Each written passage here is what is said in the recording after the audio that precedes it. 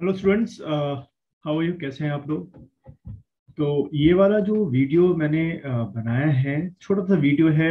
खास तौर पे जो 20 नवंबर को आप लोगों का एफआरओ का पेपर है, फॉरेस्ट रेंज ऑफिसर। तो कुछ टिप्स हैं जो मैं आप लोग के साथ शेयर करना चाहूँगा, और उम्मीद है ये टिप्स जो है वो आपके काम में आएंगी। तो देखिए, जैसे कि जो जनरल स्टडीज का आपका सेक्शन है, सेक्शन ए, मैं उसकी बात करूंगा, सेक्शन बी की बात नहीं करूंगा, मैथ्स और रीजनिंग की। सेक्शन ए का मैं आपको थोड़ा सा गाइडेंस देना चाहूंगा कि किस तरीके से आप जो ये बचे हुए दिन हैं इनमें कैसे इसका रिवीजन करें, और कौन कौन से ऐसे टॉपिक्स हैं जो आप लोग पढ़ें।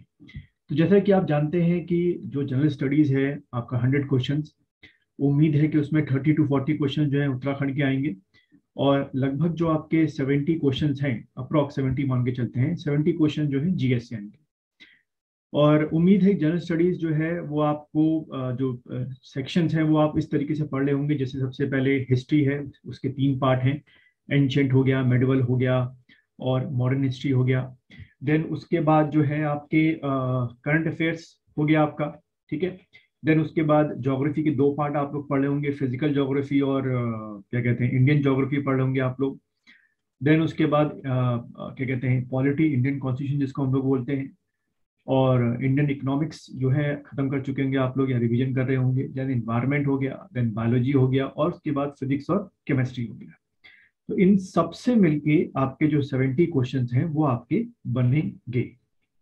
अब जो आज का मेरा टॉपिक है वो है, सबसे पहले एंशंट इंडिया को लेकर मैं आप लोग को थोड़ा सा टिप्स देना चाहूंगा कि किस तरीके से आप एंशंट इंडिया को खत्म करें, कि उससे जो भी क्वेश्चन है, 2 हैं, 3 हैं, 5 हैं, जैसे भी हैं वो आप पूरे करके। तो जैसे कि अब आप अपनी स्क्रीन पर स्लाइड देख रहे होंगे, एंशंट इंडिया में जो टॉपिक्स हैं, अगर हम बात करें कौन कौन से टॉपिक्स हैं, तो सबसे पहले जो है आपका इंडस वैली सिविलाइजेशन, और उसके बाद वैदिक सिविलाइजेशन, उसके बाद जैनिज्म और बौद्धिज्म, और देन उसके बाद आपके 16 महाजनपद, और उसके बाद मगध एम्पायर जो इस स्लाइड में आपको दिख रहा होगा।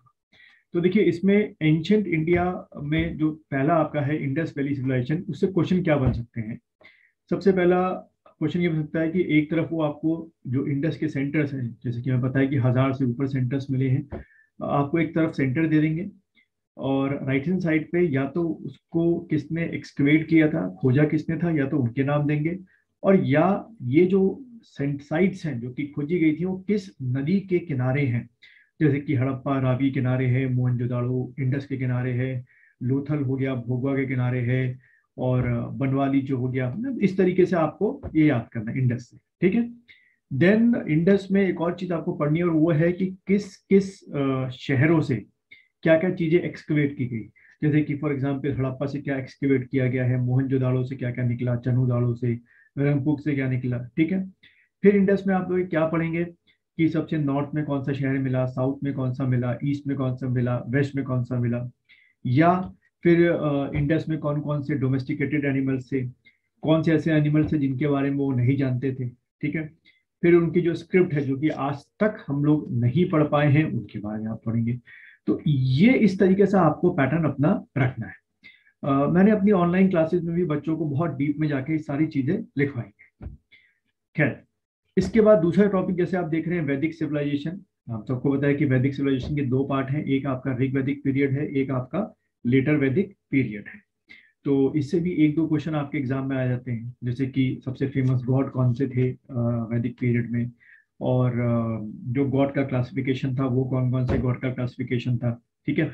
और गंगा का कितनी बार मिलता है नाम मिलता है, यमुना का कितनी बार मिलता है, या स्वर्ण को, गोल्ड को वैदिक पीरियड में क्या कहते थे, कॉपर को क्या कहते थे। इस तरीके के कुछ क्वेश्चंस हैं जो आपको करने हैं वैदिक पीरियड से। ठीक है।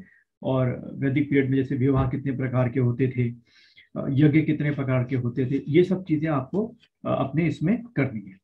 फिर जैसे कि अगला आप टॉपिक देख रहे हैं जैनिज्म बौद्धिज्म, इससे काफी क्वेश्चन आते हैं। एक एक क्वेश्चन जैनिज्म से आएगा, एक बौद्धिज्म से। जैनिज्म के जो 24 तीर्थंकर है, शुरू के 3 तीर्थंकर के नाम, उनके सिंबल्स क्या हैं, लास्ट के जो आपके हैं तीर्थंकर 21, 22, 23, 24, उनके नाम, उनके सिंबल्स क्या हैं, इस तरीके से। फिर जो जैन संगति हुई थी वो आपने पढ़ ली। ठीक है।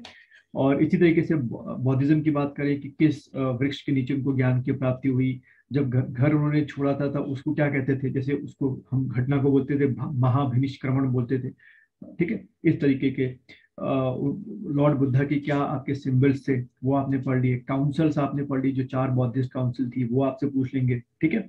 फिर अष्टांग मार्ग जो बौद्धिज्म रिलेटेड है वो आपसे पूछ लेंगे। तो ये सब चीजें आपको रिवाइज करनी है। देन आप ये देख रहे होंगे 16 महाजनपद। तो इसमें सबसे पहला क्वेश्चन यही आता है कि एक तरफ दे विल गिव यू महाजनपद और राइट हैंड साइड पे आपको दे देंगे उनके कैपिटल, मैच द फॉलोइंग, ठीक है। और जैसे कि आपको पता ही है कि 16 महाजनपद जो है उनमें से सबसे शक्तिशाली महाजनपद आगे चल के मगध हुआ। उसने 15 के 15 महाजनपदों को क्या कर लिया था, एक्वायर्ड कर लिया था। और उसके बाद फिर जो मगध में एम्पायर आया, पहले वृद्धरथ आया, हर्यक आया, शिशुनाग आया, नंद आया, और सबसे आखिरी में आपका मौर्यन। आखिरी का सेंस मतलब तो सबसे ग्रेटेस्ट एम्पायर था।